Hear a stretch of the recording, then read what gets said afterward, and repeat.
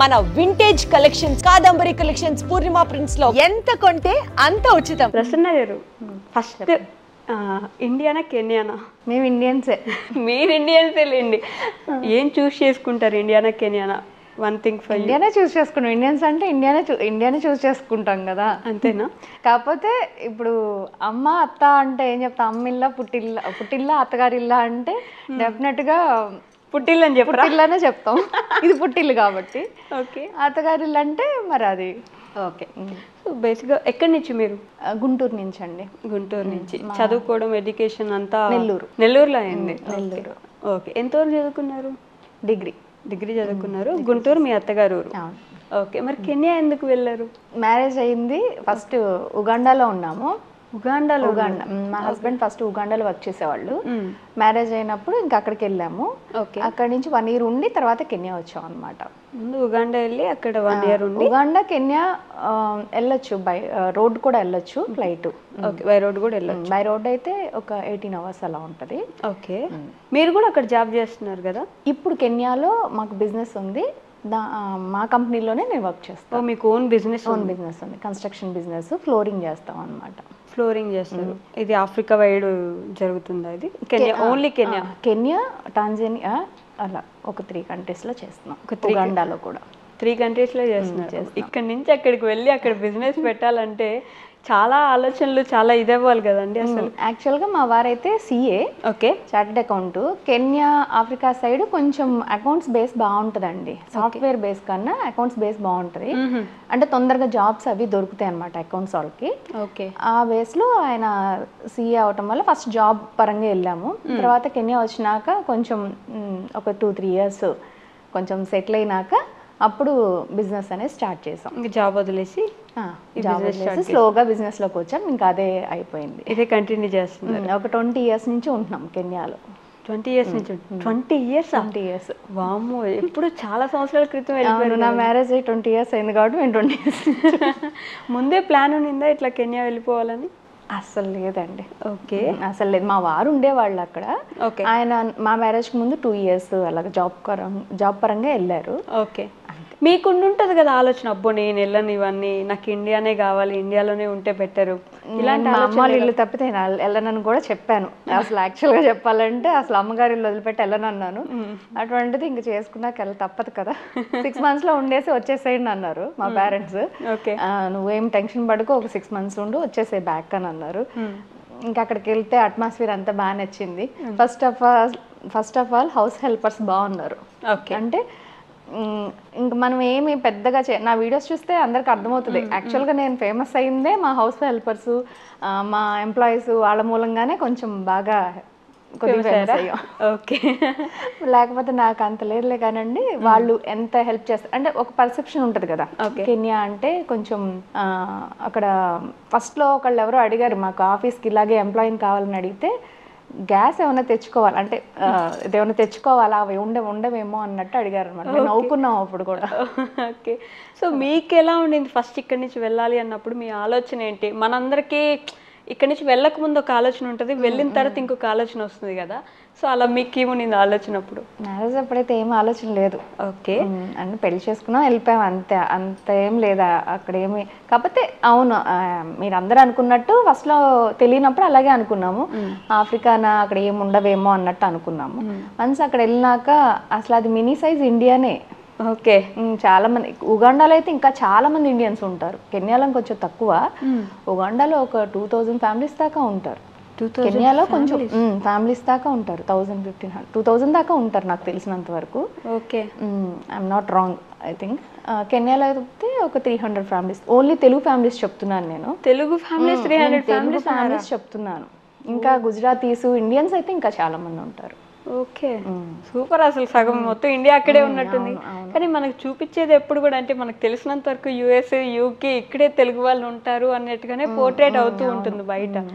అక్కడ కూడా చాలా మంది తెలుగు వాళ్ళు ఉన్నారు. అక్కడ ఇంకా మనము చాలా మంచి వర్కర్స్ మంచిగా దొరుకుతారు.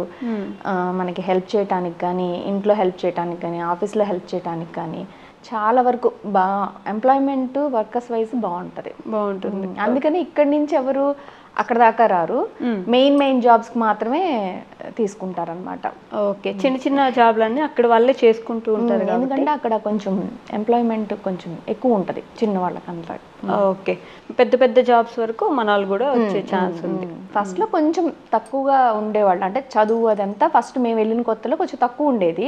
ఇప్పుడు అసలు ప్రతి ఒక్కళ్ళు అందరు అక్కడ వాళ్ళు కూడా అసలు ఇక్కడ నుంచి కూడా చాలా తక్కువ మంది వస్తున్నారని అనుకోవాలి. ఓకే, ఎందుకంటే అక్కడ వాళ్ళకి ఎక్కువ ప్రిఫరెన్స్ ఇస్తున్నారనమాట. 20 years బ్యాక్ అంటే అప్పటికి ఇప్పటికి 2 decades మారిపోయింది కదా. ఎన్ని చేంజెస్ గమనించి ఉంటారు మీరు అక్కడ? చాలా చాలా చేంజెస్ ఉంటుంది.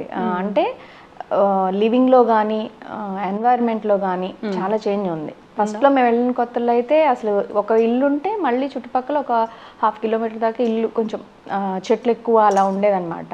ఓకే, పొల్యూషన్ కూడా చాలా తక్కువ ఉండేది.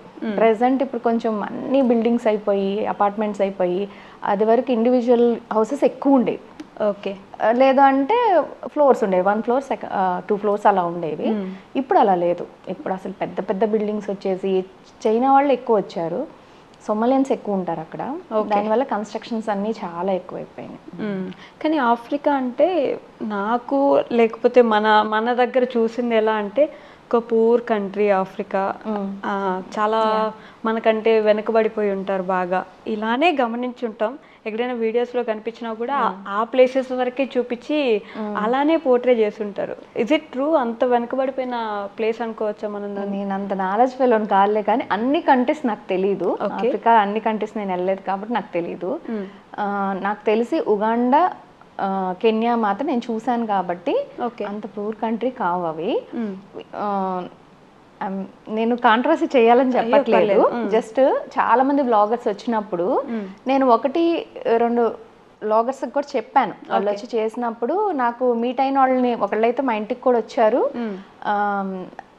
రామ్ ది ట్రావెలర్ అనమాట. తను మా ఇంటికి వచ్చినప్పుడు కూడా నేను ఇలాగే, ఆయన వచ్చినప్పుడు ఏదో బ్లాగ్ చేశారనమాట.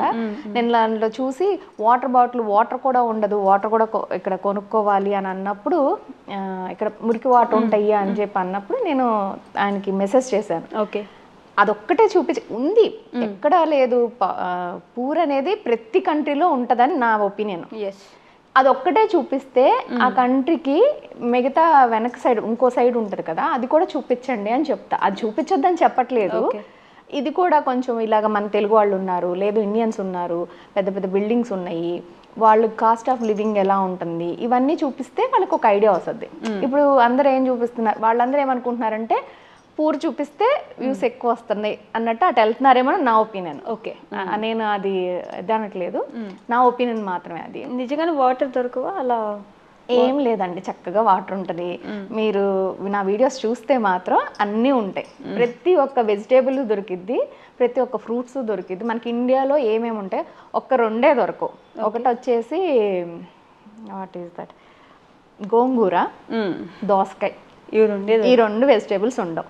అందుకని ఇండియా నుంచి తీసుకెళ్ళడానికి ట్రై చేస్తాం గోంగూరని. అలాగా దోసకాయ ఇంకెలా వెళ్ళిన 1 week ఏదో ఆశపడతాం, కానీ తర్వాత ఇంకొండదు, పాడైపోయింది అంతే. అంతకు మించి ఏముండదు. మేము పచ్చళ్ళు అక్కడే పట్టుకుంటాం, వడియాలు అక్కడే పెట్టుకుంటాం అన్నీ. అంటే ఎందుకు చెప్తున్నానంటే ఇది కామన్ లేడీస్ గురించి చెప్తున్నాను అనమాట. చాలామంది ఈ మధ్య కాలంలో కెన్యాకి జాబ్స్ వచ్చిన వాళ్ళు నన్ను, నా వీడియోస్ చూసి వాళ్ళు చెప్తున్నారనమాట, లేదండి మేము కెన్యా కొడితే మీ వీడియోస్ వచ్చినాయి బాగున్నాయి అని చెప్తే, ఓకే అట్లీస్ట్ ఒకళ్ళిద్దరికైనా హెల్ప్ అవుతుందిలే అని చెప్పి చేయటమే తప్పితే అలా బాగానే ఉంటాయి, అన్నీ దొరుకుతాయి, అన్నీ మంచిగా ఉంటాయి. వెనకబడిపోయిన ప్లేస్ అయితే కాదని నేను అనుకుంటున్నాను. అన్నీ దొరుకుతున్నప్పుడు వెనకబడిపోయిన ప్లేస్ కాదు కదా. ఓకే, మాఫియా కూడా ఉన్నట్టు ఎక్కడ వీడియోస్లో చూసాం మేము. క్రైమ్ లేని దేశం ఏదైనా ఉందా? మరీ అంత క్రైమ్, మాఫియా అని డైరెక్ట్గా చెప్పుకోగలిగినంత క్రైమ్ మన దగ్గర లేదేమో. మాఫియా అని నేను చెప్తున్నానా? నేను చెప్పట్లేదు, బయట నుంచి బ్లాగర్స్ వచ్చి చెప్తున్నారు. ఎందుకంటే వాళ్ళు ఒక రోజు ఉండి వెళ్ళిపోయేవాళ్ళు కాబట్టి టప్పని చెప్పినా ఏం కాదు వాళ్ళకి, మేము చెప్పం కదా. కాకపోతే జాగ్రత్తగా ఉంటాం తప్పలేదండి. ఇప్పుడు ఫర్ ఎగ్జాంపుల్ నేను మా ఇంట్లో ఉన్నాను అనుకోండి, ఇంట్లో ఉన్నప్పుడు నేను ఎలా పడితే అలా ఉంటాను. అంటే ఇప్పుడు ఇండియాలో ఉన్నాను, నాకు అసలు భయం అనిపించదు. మేము ఇక్కడికి వచ్చాం అనుకోండి, నాకు భయం అనిపించదు, బ్యాగ్ వేసుకొని కూడా వెళ్ళిపోతాను. నాకు ఎందుకు ఇది నా ఇల్లు, ఓకే, నా ప్లేసు. ఇక్కడ కూడా 1-2 జరుగుతుంటాయి, కానీ మనకేమనిపిస్తుంది, మన పేరెంట్స్ ఉన్నారు, మనకు తెలిసిన అదొక కంఫర్ట్ జోన్ లో ఉన్నట్టు ఫీలింగ్ వస్తుంది. బయట కంట్రీ ఇదని కాదు, ఏ కంట్రీకైనా వెళ్ళండి, యూకే, యుఎస్, ఎక్కడికి వెళ్ళినా వాళ్ళు ఎవరిని అడిగినా ఇదే చెప్తారు. బయట కంట్రీకి వెళ్ళినప్పుడు ఎంత మనది, మేము ఎన్ని సంవత్సరాలు ఉన్నా అది మనది కాదు, జస్ట్ అక్కడ తింటున్నాం కాబట్టి ఉంటున్నాం కాబట్టి ఓకే అని అనిపిస్తుంది. దానికి ఏంటంటే అక్కడికి వెళ్ళినప్పుడు కొంచెం జాగ్రత్తగా ఉండటం తప్పులేదు. మనకి ఏదైనా జరిగింది అనుకోండి, గబుక్కున మనం పిలిస్తే మన పేరెంట్స్ రారు, ఎవరైనా సరే రాలేరు. ఇక్కడ నుంచి వాళ్ళు సఫర్ అవుతుంటారు. మనకి ఏదైనా జరిగినప్పుడు, హెల్త్ ఇష్యూస్ వచ్చినప్పుడు కానీ, లేదంటే ఎవరైనా వచ్చి మనల్ని ఏమైనా రాబరీ అలా చేసినప్పుడు రిస్క్ ఎందుకని మేమైతే ఎవరైనా వచ్చి నుంచుంటే హ్యాండ్స్ అప్ అంటాం. ఓకే, హ్యాండ్స్ అప్ అంటే మిమ్మల్ని ఎవ్వరు ఏం చేయరు, నా దగ్గర ఉన్నది తీసుకొని వెళ్ళండి అని. ఇంకొకటి, లేట్ నైట్స్ ఉన్నాం. ఓకే, 8-9 వరకు పర్లేదు, 9 దాటితే రిస్క్ ఏమి ఉండదండి. మనకు అనిపిస్తుంది కొంచెం ఎందుకులే, మన కంట్రీ కాదు కదా, ఎక్కువ మనకి ఇక్కడ తిరిగినట్టు బయట జనాలు అలా తిరగరు 9 దాటితే. కొంచెం ఇది అంటే ఎర్లీ స్టార్ట్, ఎర్లీ బెడ్ ఉంటుంది అనమాట అక్కడ. ఓకే, మాకు డే 7కి స్టార్ట్ అవుతుంది, ఏ ఆఫీస్ అయినా 7కి స్టార్ట్ అవుతుంది, 5:30కి అంతా ఎండ్ అయిపోద్ది. అక్కడ అందరు అలాగే వర్క్ చేస్తారు.